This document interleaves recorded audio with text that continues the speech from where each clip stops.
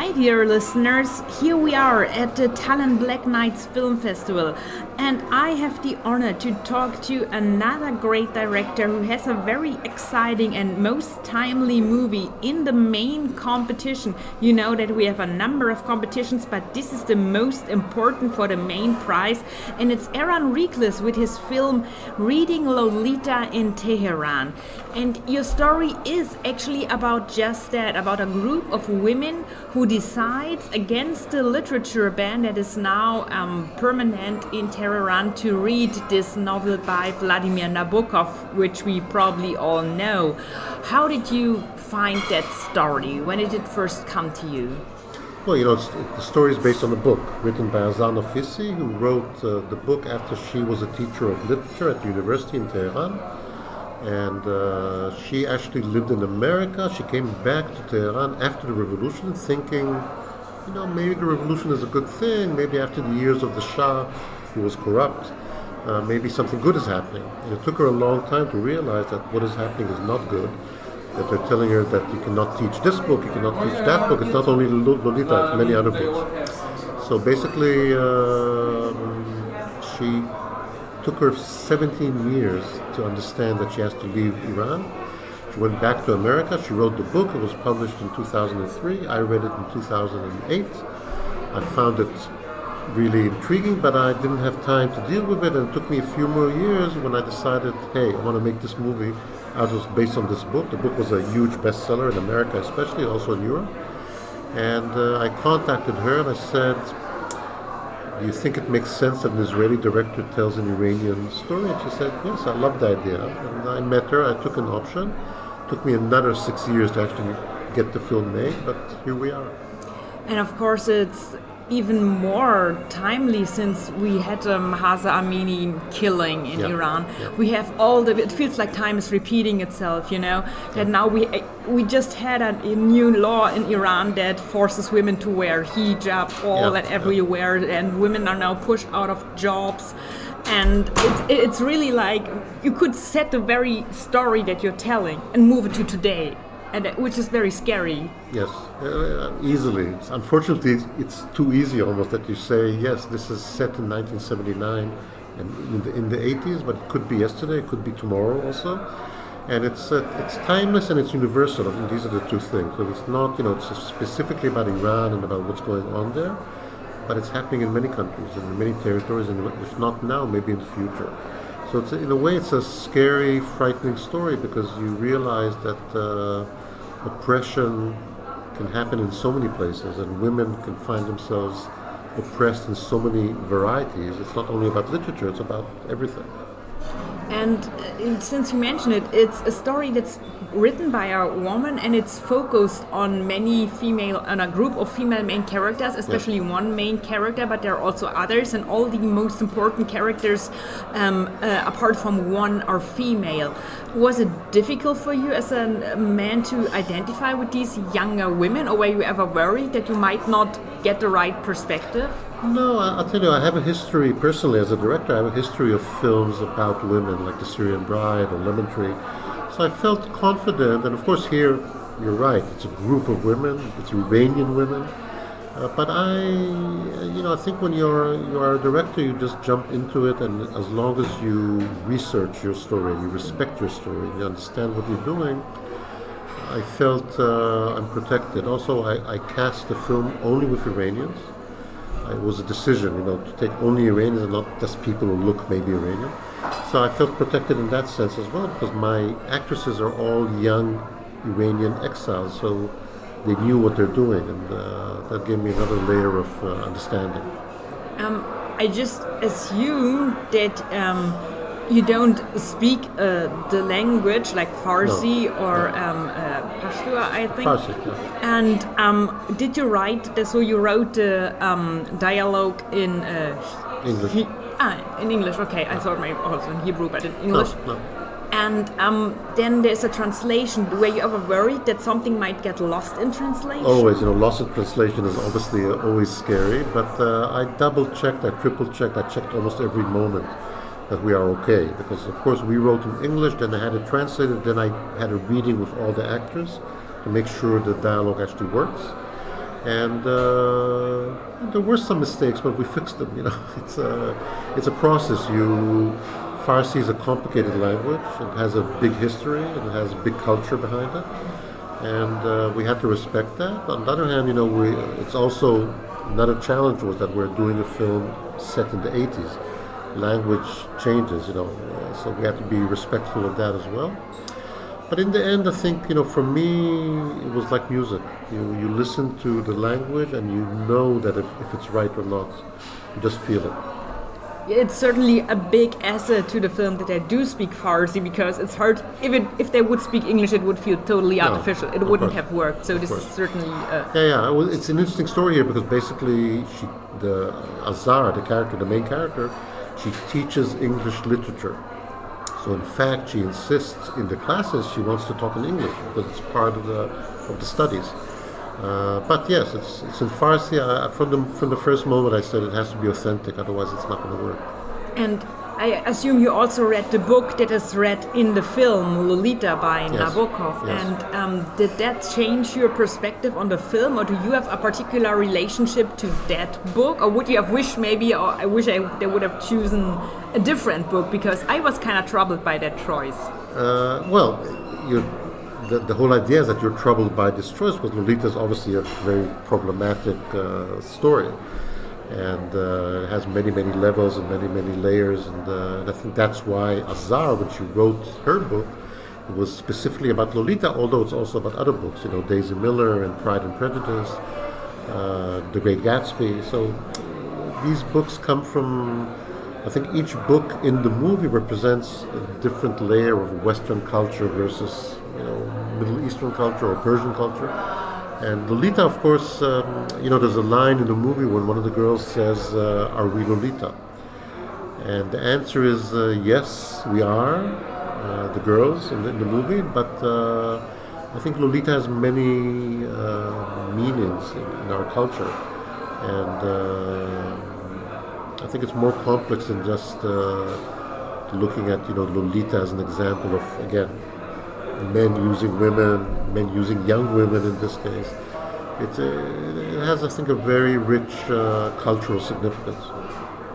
And do you also see a context of your film? I mean, you're an international director. You're not just like specific for one area. So your films also get screened in the US. Yes. And in the US, we have a new wave of books being banned or books being removed from libraries, so that especially younger people cannot access them.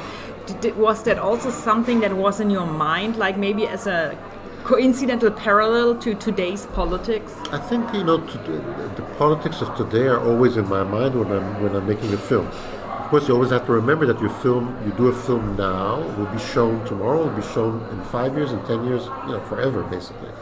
And you cannot follow the current politics because, you know, things could change. I hope they will change. But the current trend in America, all over the world, is becoming more and more conservative, more and more oppressive.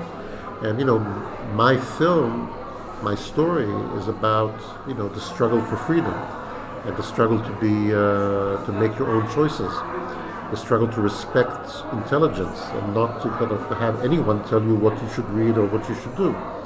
So that's what it's really about. And in that sense, again, I felt it's, I'm telling a story set 30 years ago, but it's about now, it's about tomorrow. And we have to be careful because tomorrow brings, you know, even worse situations. And how much did you engage with the writer, or sometimes writers also say the book is the book, the film is the film? And she was smart enough to say the film is the film. It's your film, she said to me. And she actually saw the film only a day before the premiere we had in Rome a couple of weeks ago. So, but I think, you know, when she read the script, she wrote me a note, which is a very nice note, because she wrote to me, "Thank you for understanding my book." And I think that was her approach. Of course, I think before she came to see the film, she was hysterical, because she was worried that maybe the film is totally not in line with the book. But I think, you know, films have a certain logic. When you're adapting a book, you have to respect the book, but you also have to forget it. And it's this crazy mix that you know where you're coming from, but film has its own requirements. You know, at the end of the day, you're doing something which is an hour and a half, 2 hours on the screen. It's a different way that an audience watches a film, it's different than reading a book. It's simply different. It's a different medium. Certainly, we have all this Stanley Kubrick adaptation of Lolita. Many consider it the definite adaptation of the book, and it's very different from the book and takes a lot of liberties. And how did you find your actresses and also the actor that the main character has one colleague which plays a very important role, and there's also an old friend who provides her with the banned books that they both got from an old bookshop. Because I said to myself I want only Iranian actors and actresses, I embarked on a journey which took me about, I guess, almost 2 years to find all these Iranian people who live in LA, New York, Paris, London, Oslo, everywhere, Berlin. And I made a point of going to all these places and meeting them, not just doing Zoom, because this was during COVID. It was a very complicated period in the life of the world. But I made a point of meeting actresses because I think for me as a director, casting is one of the most important things. If you make a mistake in the casting, nothing will help you. So I really took my time. I met, I think, the best people that I could. I had hard choices because there were also other possibilities. And finally, I think I'm personally very happy with the cast. I think it's a bunch of really great actors and actresses.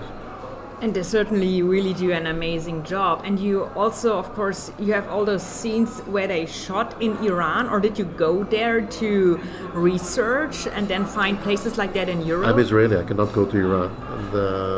And the book, actually, Reading Lolita in Tehran is banned in Iran. So I couldn't go there. Even if I couldn't really go there.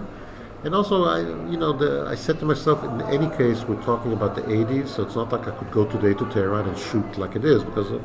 So I found alternatives. Finally we shot the movie in Rome, which sounds strange and funny, but I think, once you do your research and you understand what you're looking for, you just have to find it. And when I went to, for instance, the University of Rome, I realized, of course, I had help from consultants, that it's very similar to the university in Tehran. And in houses and streets, it was a challenge. But in the end, I think if you look at all movies made in the world since the last 100 years, it's very rare to see films that are shot in the real location. Cinema has its own magic, and you sometimes do it in other places. Yeah, it's certainly also very bitter that many Iranian directors cannot shoot in their own country, or only hidden and in interior scenes. Yes. And then you have those very dark and very troubling scenes in Evin prison. And Evin prison, of course, is the most notorious prison in Iran, where many political prisoners are and also died. How did you recreate that place that also has so much emotion connected to it in history? I think maybe the answer is emotion, actually, because I work normally with emotion and intuition. So I said, okay, I saw photos of Evin prison, I talked to people who were there, but in the end, a prison is a prison. It's not about the walls, it's about the people suffering there. It's about the people being killed, being tortured. So for me, that was the thing. It was not about, I think in the end, it's not about the walls or the places. It's about the people in these places, and that's what led me throughout the story. That I concentrate on the human story and not necessarily the locations as such. Although everything in the movie is very accurate, and I think a lot of Iranians who saw it so far, they're a little bit. They sort of say, "How did you shoot this? Where did you shoot it?" It's always a mystery, but I'm used to it because many of my films were about, let's say Arab countries, which I could not shoot in. And you find your ways to make a believable job.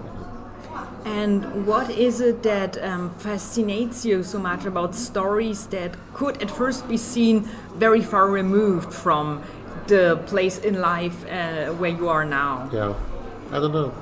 It's a good question to a psychologist.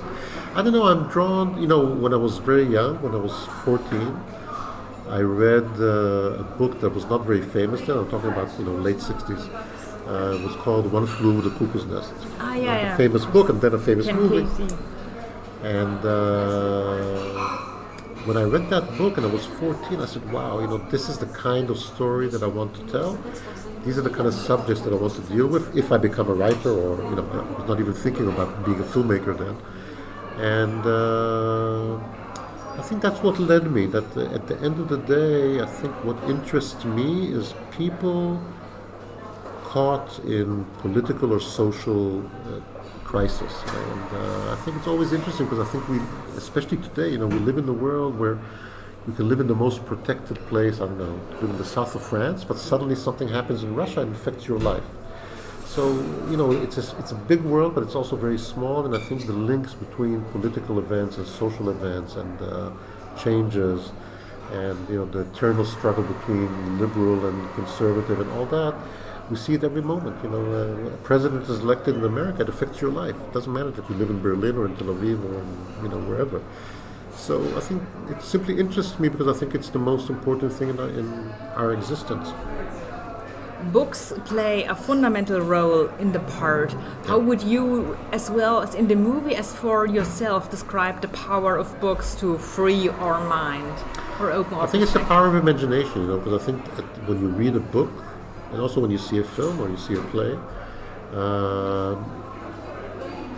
on one hand, the writer or the filmmaker is a manipulator. He gives you images and ideas and thoughts that are supposed to affect you in a certain way. But on the other hand, we are all individuals, and we all look at things and read things the way we want. And things are connected to our own history. So, you read something and then you think, okay, how does this connect with my own life, my own relationships, my own childhood, my own relationship with my parents?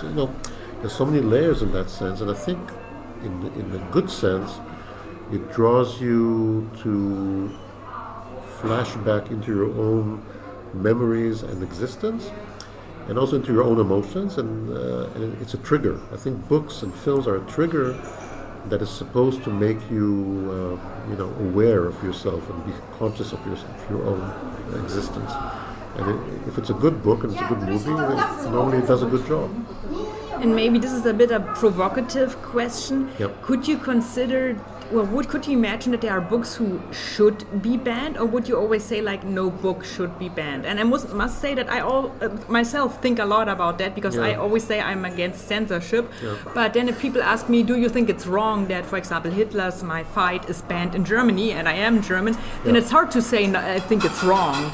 Because of course I wouldn't like to see that book around, it's ambivalent. It's a very good question. I think I think, and it's hard to answer about books, because I always say people can say whatever they want and they can think whatever they want, as long as before it reaches violence. I think once you're talking about violence, you have to put a stop, because if ideas lead to violence and if ideas lead to death, which they do every moment, I think that's what we have to fight for. So, for instance, this example of Mein Kampf being in bookstores, it probably leads to violence. So I probably would say, if I have to vote at this moment, I would probably say, okay, there's a limit. You should really stop this, or at least you should control it, of who can read it. So, because I'm always worried about, and that's the power of literature, that in the end, a book is a tool, and it can be a weapon, and a movie as well.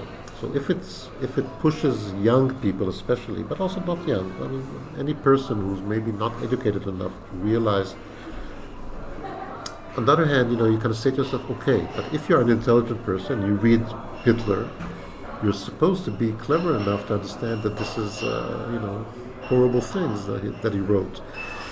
Yeah, but now, do you have the choice? But that would mean assuming that all intelligent people are good and moral. Exactly. So it's a very good question. I guess if we had to vote right now, I would probably say no. You have to stop it. Yeah, and now that you are here in the competition in Tallinn, and how does it feel to have your film here? You have been at other festivals. You have been here, I think, 2 times already.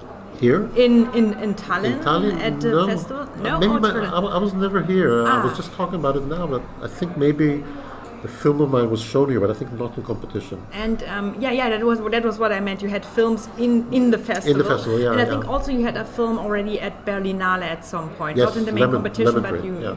At Panorama, I won the audience award, actually. Yeah, because I think that I've seen first a film of yours. Yeah. No, this is my second festival with this film. I was in Rome a month ago. Festival. We won the audience award. We won the cast award, like the jury award for the cast. So we came back very happy from Rome. And, festivals are always exciting because you meet a new audience, especially when you come to Tallinn, which is a little bit far from everywhere. So it's a different kind of country, so it'll be interesting, I think, to see it with the local audience. And I hope, when I make films, it doesn't matter if it's about Palestinians, Iranians, or whatever it is, I try to think, okay, I'm making this film, and I want people in China, America, South America, everywhere in the world to understand it. So I try to make my films, even if it's a complicated story, I try to make them accessible. So really, you don't need a degree in literature to understand Lolita. So I think that's what drives me. And, festivals are very unique in the sense that, of course, people who come to festivals are cinema lovers. So it's immediately a different kind of audience. It's not the normal audience that goes out and, buys a ticket in the cinema. But I'm hoping that I have a good feeling about reading Lolita because I think, it's about women, it's about politics, it's about freedom, it's about so many elements that I think should interest people today in the world. And what would you hope for the audience to take away when they watch your film now here? I think to keep remembering that, freedom of thought and freedom of your body and freedom of societies and freedom of everything is the most important thing. That it's something we have to protect because it's becoming, I think, more and more dangerous that people sort of say, okay, maybe this is not so important, we can allow that, we can allow this. And no, we know that, we live in the 21st century, which is not that far from the 20th century, which is not that far from other centuries where there were always big wars and big struggles and big catastrophes where too many people died. So I think today, in our sophisticated world where everything is so, immediate, and we live in the digital world and we have access to so many things, we have to remember the basic values of humanity, and I think that's what I would like people to take away from this movie. It's always a weird question if you have just one project that you represent, but do you also work on something new at the moment? Yeah, of course. I'm working on... It's a strange answer. I'm working on something like 4 different projects, and I hope one of them will happen soon. I think film directors, especially if you're not in Hollywood, you're coming from the European scene, you always have to work on several things because you never know where you're going to get the money. Things are getting very difficult. Cinema is not in the best situation right now in the world. I mean, cinema, going to the cinema. So, I'm now 70 years old. So I feel I don't have another 50 years to make films, but on the other hand, I feel a lot of energy, and I have a lot of stories I still want to tell. Yeah, and we're certainly very excited to hear and see them. Yeah, Eran Riklis, Reading Lolita in Tehran, is now at Tallinn Film Festival at the Black Nights. I'm sure it will get a German release, and if it does, you can... do you already have a date? I don't know yet. No, but, I don't. But you know it will. I know it will, but I don't know yet. Because I had a strong feeling it would, and then you read about it in Moviebreak, where you can also find my review. I say thank you, I'm Lida, and thank you for the interview. Thank you.